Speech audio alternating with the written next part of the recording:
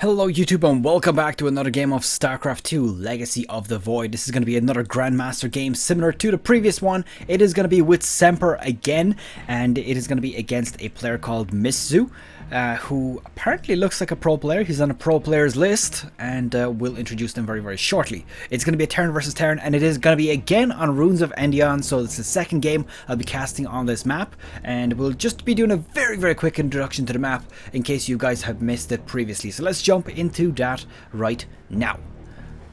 Here we go. Got ourselves Semper on the top bottom right hand side, who's on Team Gravity and is from Canada.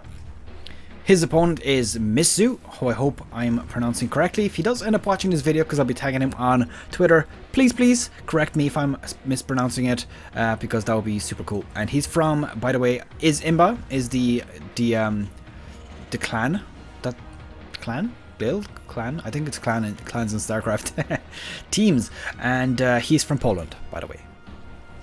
So let's see how this game develops. It's of course a best of one, as you can see here, and Runes of Endion. Now a quick introduction to the map. It is a two-player map. It's a new map. It's only been out for about a month, and I've been pretty much waiting for a while before casting any games on this while I was finishing the WCS tournament, which I hope you have been watching. And the most notable feature of this map, of course, is the double rocks that are blocking off pretty much your quarter of the map. Now by quarter I mean the first few bases, which I believe is going to be pretty much where all of the action is going to be during all of the castings of these games, simply because, you know, these days games don't really last that long in Legacy of the Void. They tend to end by about 15 minutes, usually in fact they last even less, so it's, you know, maybe about 8, 9, 10 minutes. So we're probably going to see, you know, one expansion, maybe two expansions at most, and then that's where they're going to end. That's where the last game ended, and yeah, so that's pretty much what I'm expecting from this from now on. Now drops were a big deal in the previous game as well, so I would expect to see something similar here as well, since it's still a Terran versus Terran. Looks like we've got ourselves a 1-1-1 in the production. And Semper actually going for a little bit of a different build. At least he's... oh, actually, my mistake. Where's his... there it is. It's just a bit of a delayed factory, rather. But not a different build. But the only thing is he did go for a command center first. Now, starport is on the way. So this is going to be a straight 1-1-1 build from Miszu. But Semper has actually gone for a one barracks, then the command center, and then he's continuing to 1-1-1 build. So just a little bit different. Second gas also on the way. But we'll see how these different strategies plan out. So obviously I don't know exactly how these new maps, well this one in particular, since this is the only new map I've casted so far, I don't know how exactly they're going to affect strategy. From what I've seen so far, drops are a big thing on this map, and it does appear that Reapers can't go through the middle there, which I thought would be very overpowered, so that's probably why it's not possible. And let's see, this bunker getting denied there, and now that's actually quite a good engagement here from Miszu. He's done really well with this, managing to deny a few workers. 3 Marines have been destroyed as well, and of course the Reaper. So this is really good. Is Miszu gonna shut down Semper so fast into the game? It's 3.5 minutes. And I would argue that this is a rushed game. I mean, obviously he's had the big advantage in units since he went for the 1-1-1 pretty much immediately without going for the command center. But how is that going to play out a little bit later? Is Semper going to be able to come back here, clear out these units, and then essentially just steamroll his opponent with a better economy? I mean, Miszu is going to start to get his economy rolling now. So it's all going to be about whether Semper manages to break out. Now, the funny thing is, for some reason the icons of the units being built is not showing up at the moment. This interface seems to be a little bit buggy at times. Sometimes it'll do it, sometimes it won't, and honestly I do not know the reason for it. And there we go, Semper has brought out a Liberator, which I believe is a brilliant response here, simply because these units can't actually fire at the air. And actually looking like he is bringing that straight into his opponent's base, hoping to probably counter-attack this. And look, he's got himself a tank. He's going to be able to clear this out anyways at this point. There's not a whole lot that those Reapers will be able to do. But let's see what this Liberator is going to do. Because if he manages... No, that is going to be huge. He does not have a command center built up here yet, so this Liberator, it could potentially be very, very annoying to deal with right now. Gonna put up a Liberated Circle here. These Marines are gonna get toasted. They're not gonna get out of here. 1, 2 second. One gets destroyed. And this Liberator now is gonna be super, super annoying. This is about to complete, which will continue the economy. But that Liberator is gonna take a while to deal with. He's gonna need to get something on. There we go. Viking is on the way for that. And at this time, he is not able to get anything out with that Liberator. Or at that Liberator. So here's the Viking, finally gonna get that cleaned up, but the disruption has been done. That is quite a good thing for him. And definitely worth losing that disruptor for all of that mining time that was lost. For a while he didn't have any mining, Miszu I mean, and then afterwards, just a little bit. And interesting enough, this Banshee came out without me even noticing it. And stealthed it for the time being. And this poor Viking is gonna get destroyed. No! And there we go. Cleaning this up. So a lot of back and forth going down with our players so far. Losing a bit there, losing a bit here. And let's see. Miszu is going for the double barracks over here. While Semper appears to have already got 3 barracks. I want to have a quick look at the economy tab. So Semper is doing a little bit better. He's gotten himself a slightly higher economy, and looks like he's also gotten himself more gas income, despite the fact that he's gotten himself 3, whereas his opponent's got... sorry, never mind. Never mind, I take it back. There is actually still 3, and rather 2 gas geysers for Miszu. Now I wonder, is this a mistake, or does he just not plan on mining gas at this particular time? Maybe he's just still trying to re-establish his economy fully, since obviously that was disrupted for a while. Now, good scan there just to reveal what exactly is going on.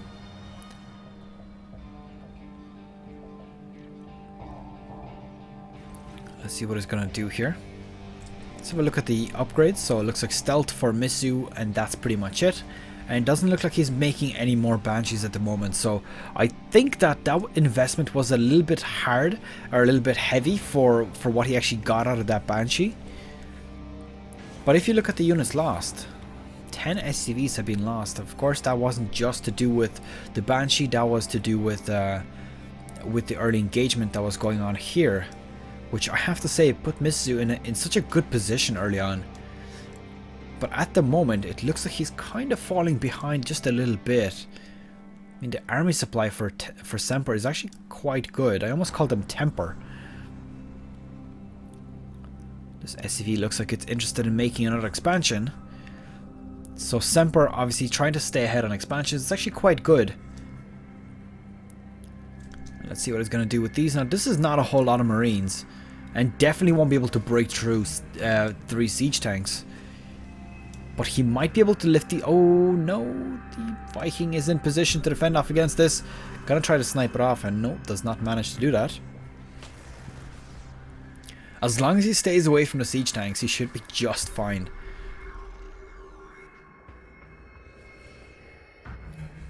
At this time, he wants to lose as little units as possible, just to basically avoid any unnecessary casualties, because in these kind of level plays, which is by the way Grandmaster, every little difference matters.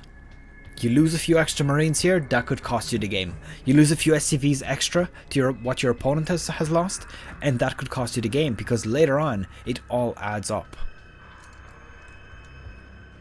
Now it looks like Miszu is doing the exact same thing, setting off the medevac around the back just to avoid Semper's units. But he seems to be a bit more concerned about defending his base against these, I believe that's 8 Marines. Yep, that's 8 Marines. Nope, there's actually 9, so there's an extra Marine there. These 2 Marines, stimming them back and just bringing them back. That's actually not too bad. Let's see, these Marines starting to do a bit of damage to this command center. Are they going to be able to snipe it off? I don't think so. There's a lot of units rushing back here just to take care of these. And here we go. The lock-on is going down. Is he going to get it cleared off? Honestly, I don't think so. Just about managing to escape with that. Has 27 health remaining. But good defense here. This pretty much let Miszu move out of his base and establish a bit of a footholding here. Now the funny thing is, I've still not seen any players knock down these rocks. Now I think it's probably going to work better in other matchups, because in this matchup, if you for example lock yourself in your base, one, it would take it ages to break out of it, and two, your opponent could just use dropships and or medevacs rather, do not call dropships anymore, medevacs, to essentially just go around those defenses, and that could actually work negatively for you. Now, this one medevac could turn the tide of these Marines here. And let's see, is he going to be able to do anything here? Oh, the medevac almost getting dropped, but in that time that the Marines were chasing the medevac, luckily, saving the medevac, he did manage to clear those Marines off. So quite good play here from Semper. Really, really well played. And finally getting that cleared off, but how much damage has he done with that? Unfortunately, I don't see the amount of SCVs dropped in that engagement. It is a bit unfortunate that the interface is not quite working as it should be, because that would certainly be awesome. And a pretty big engagement here in the left hand side here, but it looks like the siege tanks are pretty much turning it in one direction.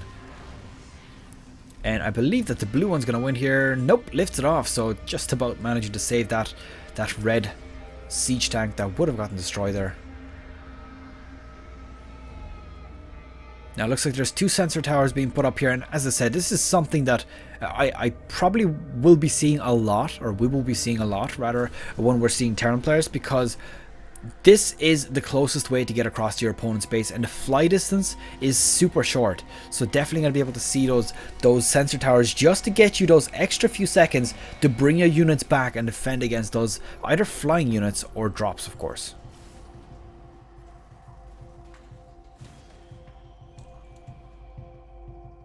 Now look at that production tab. That is so similar. Got Marines, a siege tank. That's a bit different, but all 3 upgrades all at the same time. Now, Miszu has actually just completed 2 upgrades there, so this is a prime time for him to be fighting right now. Semper is a little bit ahead in army supply, and looks like he's moving straight in there. He's not scared of him at all. He does have the winning outcome here, managing to destroy pretty much every one of Miszu's units. And is he going to continue on into this base? I think that he just might. He's gotten himself double the army size. And he's moving straight in there, starting to nuke away at some of those buildings. And GG has been called. So Semper takes this game. It's going to be won by him, and I hope you have enjoyed this game, because that was pretty damn awesome. This map, honestly, I don't know how I feel about it yet. It's still a little bit early to tell. I will of course need to experience some of the other maps that we've got here as well before I make my decision on, you know, which one is my favorite, which one is my least favorite. But we'll come across pretty much everything. I still want to see obviously all the other maps, and we'll get to that of course. So anyways, hope you've enjoyed this game. Don't forget to leave it a thumbs up if you haven't done so already, and of course subscribe if you haven't done so already and you would like to see more. See you guys in the next video. Take care.